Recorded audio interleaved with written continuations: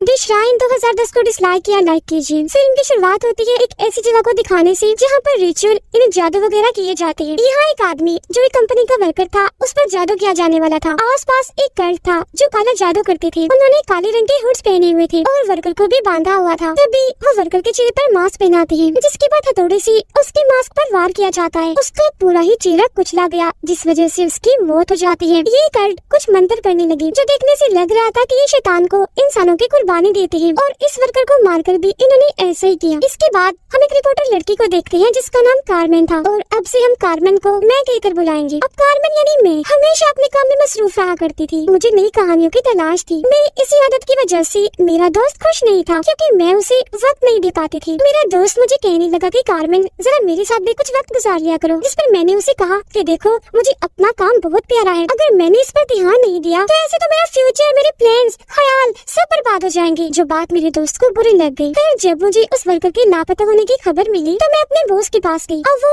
हमारी ही कंपनी का वर्कर था। मैंने बॉस को उसके लापता होने की कहानी सुनाई। ये भी बताया कि वो जिस इलाके में घूमने गया था वहाँ और भी बहुत सारे टूरिस्ट गायब हुए हैं। इन्हें जो वहाँ घूमने आए थे सबके सामान अलग अलग जगह से मिले हैं। मेरे ख्याल से उन टूरिस्ट और वर्कर के साथ कुछ गलत हुआ है और अब मैं उन पर रिपोर्ट बनाना चाहती हूँ। लेकिन मेरे बॉस ने ये कहकर मना कर दिया कि ये तो एक बेतुकी फजूल सी कहानी है। उन टूरिस्ट का गायब होना सिर्फ एक इत्तेफाक था। बॉस ने मुझे कहा कि तुम किसी और कहानी को तलाश करके उस पर रिपोर्ट लिखो, क्योंकि अगर ये कहानी हमने लिखी भी तो फजूल जाएगी, क्योंकि इसमें दम नहीं, मजा नहीं आएगा। अब मुझे अपने बॉस की इस बात से बहुत बुरा लगा, क्योंकि मैं जानती थी कि हमारे कंपनी के उस वर्कर के साथ कुछ बहुत गलत हुआ है, पर बॉस तो सिर्फ इसे कहानी ही समझ रहे थे। फिर मैं अपनी एक दोस्त के साथ उस वर्कर की मॉम के पास गई पूछताछ करने के लिए। वर्कर की मॉम ने हमें बताया कि मैंने अपने बेटे की लापता होने की रिपोर्ट लिखवाई थी, पर पुलिस इस केस पर कार्रवाई नहीं कर रही, क्योंकि उन्हें कोई सबूत नहीं मिल रहा। मैं तो अपने बेटे का सारा सामान भी वापस ले आई हूँ, जो बिल्कुल वैसे तो वैसा है जैसा मेरा बेटा लेकर गया था। ये सुनकर मैंने उसकी मॉम को कहा, क्या मैं उसका सामान चेक कर सकती हूँ? जब उसकी मॉम ने इजाजत दी तो मैंने उस वर्कर के सामान की तलाशी ली, जिसमें मुझे एक डायरी मिलती है। डायरी को जब मैंने पढ़ा तो आखिरी सफ़े पर एक जगह अल्बानिया के बारे में लिखा हुआ था, जिससे मैं समझ गई इसका मतलब वर्कर अल्बानिया गया होगा, जो वहाँ से वापस नहीं आया। मैंने वर्कर की मॉम से पूछा,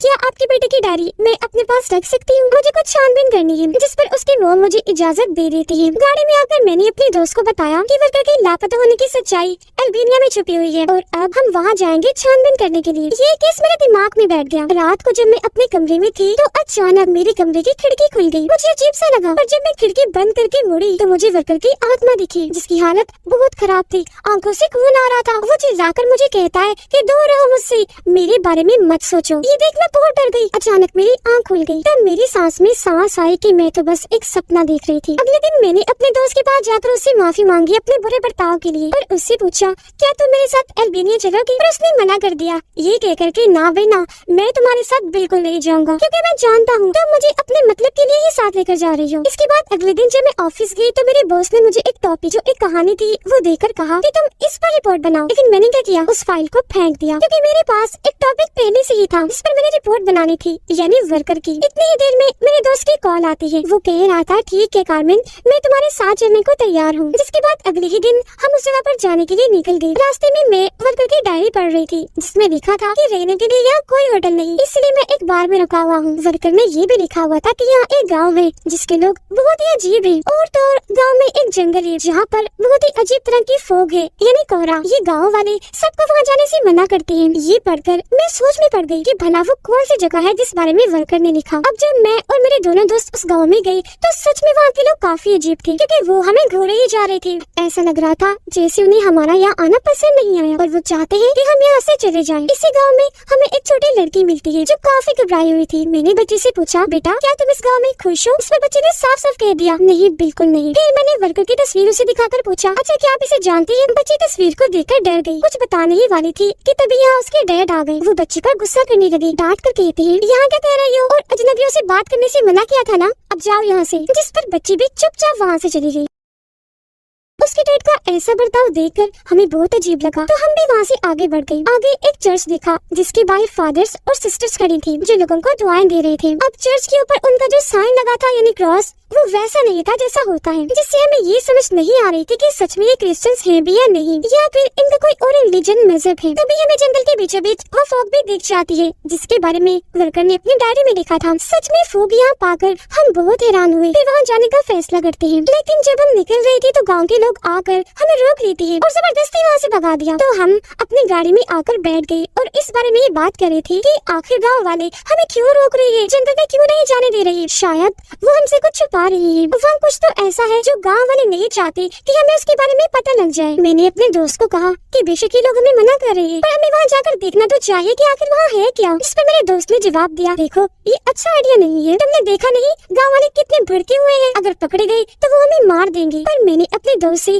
बार बार जिद की, जिस पर वो मान गया और हम उस जगह पर जाने के लिए निकल गए। जब हम लोग वहाँ पहुँचे तो ये देखकर काफी दंग रह गए कि ये फोक तो आम फोक की निस्बत काफी घनी और गहरी है। अब मैं उस फोक के अंदर जाना चाहती थी, लेकिन मेरा दोस्त मुझे रोक लेता है। इस बात को लेकर अभी हमारी बहस चल ही रही थी कि तभी मेरी फीमेल फ्रेंड फोक के अंदर चली गई। फोक में जाते ही अचानक वो गायब हो गई। हमने उसके वापस आने का इंतजार किया, लेकिन जब वो वापस नहीं आई तो मैं भी फोक के अंदर चली गई। फोक में जाते ही मुझे किसी के होने का एहसास हुआ। ऐसा लग रहा था जैसे कोई मुझे देख रहा हो। बाहर मेरी दोस्त फोक से निकल आई, लेकिन वो काफी हैरान और परेशान लग रही थी। मेरे दोस्त ने उसकी ऐसी हालत देखकर पूछा कि क्या हुआ, जिस पर उसने कोई जवाब नहीं दिया। फिर मेरे दोस्त ने पूछा कि क्या तुमने अंदर कारमेन इन्हें मुझे देखा, तो उसने कहा नहीं। फोक के काफी अंदर जाने पर मुझे एक शैतान की मूर्ति दिखी जो काफी डरावनी लग रही थी। मूर्ति ने अपने हाथ में किसी का दिल पकड़ा हुआ था। मैंने उस मूर्ति की तस्वीर बना ली अपने रिपोर्ट में लगाने के लिए, लेकिन जब मैं दूसरी तरफ से तस्वीर बनाने गई तो ये देखकर काफी डर गई कि मूर्ति का सर भी मुड़कर उस तरफ हो गया है और वो मुझे ही देख रहा है। मेरे होश उड़ गए ये सोचकर कि आखिर इस मूर्ति का सर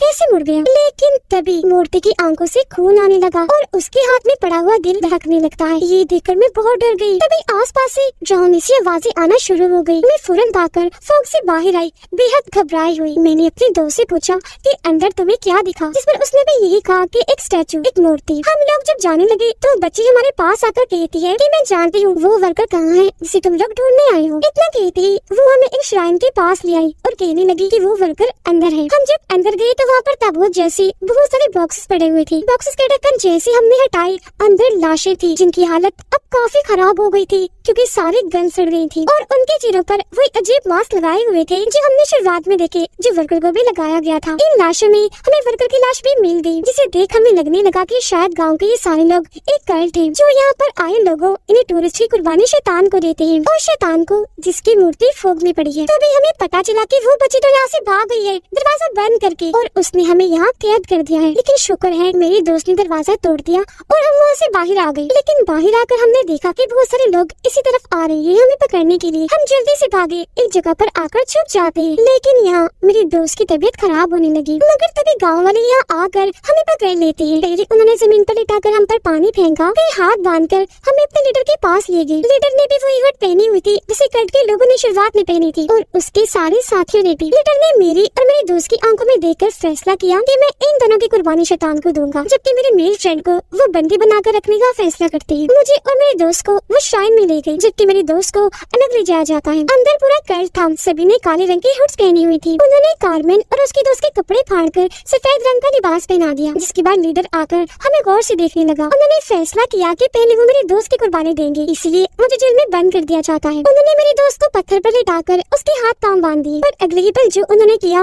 वो देखकर तो मेरी हालत ही खराब हो गई। उन्होंने मेरे दोस्त के हाथ पांव काट दिए। अब लीडर मंत्र पढ़ने लगा। मेरे दोस्त ने जब उसके चेहरे की तरफ देखा तो वो एक डेमन था, यानी एक शैतान। फिर वहाँ वैसे ही मास्क लाया जाता है जैसा वर्कर को भी पहनाया था। मास्क पर तो कीलें थी जो आंखों में घुसती थी। लीडर मंत्र पढ़कर हथौड़ा उठाता है और मास्क पर दे मारता है, जिससे मास्क मेरे दोस्त की आंखों में घुस गया। बड़ी बेरहमी से उसकी मौत हो गई।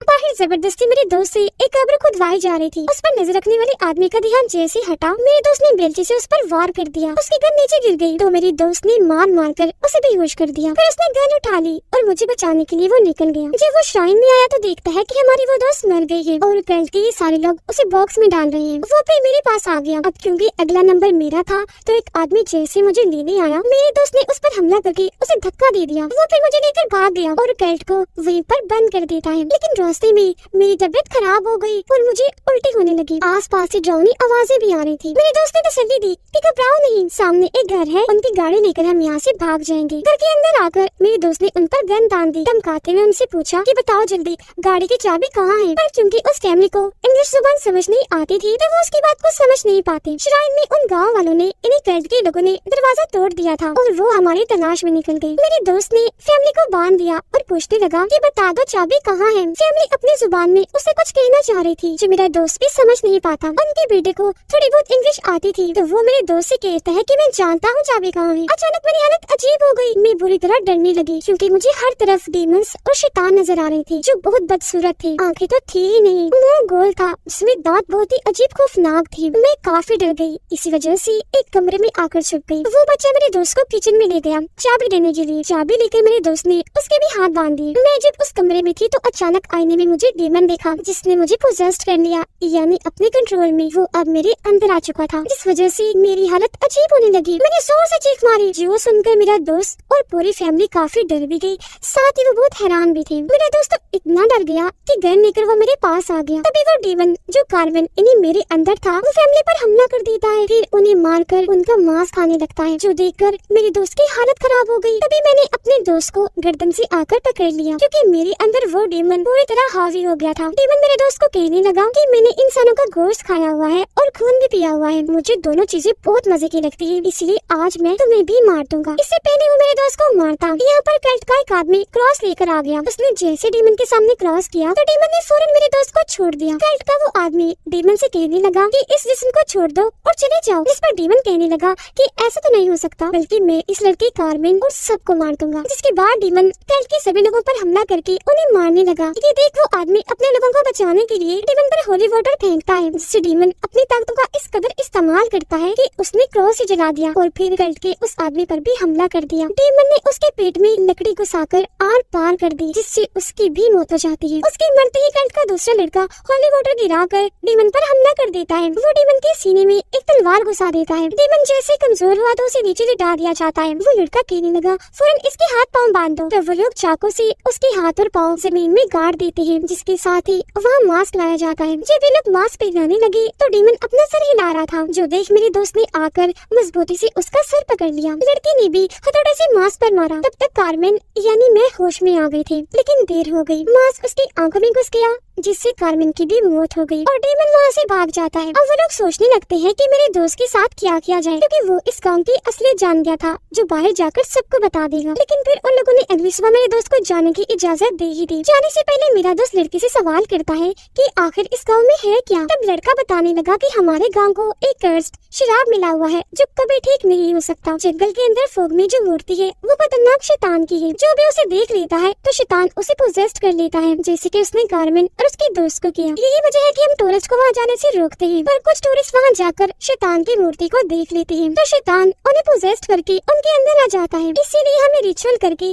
शैतान को वापस हेल जहन्नुम में भेजना पड़ता है और इस तरह से उस इंसान को भी अपनी जान गंवानी पड़ती है। इसीलिए गाँव वाले चाहते थे कि तुम लोग यहाँ से चले जाओ, क्योंकि जब तुम शैतान को देख लोगे तो पोजेस्ट होने की वजह से तुम्हें भी अपनी जान गंवानी पड़ेगी। वर्कर भी इसी गांव में आया था और मूर्ति को देखने की वजह से ही उसे अपनी जान गंवानी पड़ी। अब ये एक ऐसा कल्ट नहीं था जो जानबूझकर रिचुअल करते थे, बल्कि ये एक रिलीजन ग्रुप कल्ट था। तो ये लोग चाहते थे कि शैतान यहाँ कभी भी ना आए, इस वजह से इन्हें ना चाहते हुए भी वो सब करना पड़ता था। इसी के साथ ये मूवी इधर ही खत्म हो जाती।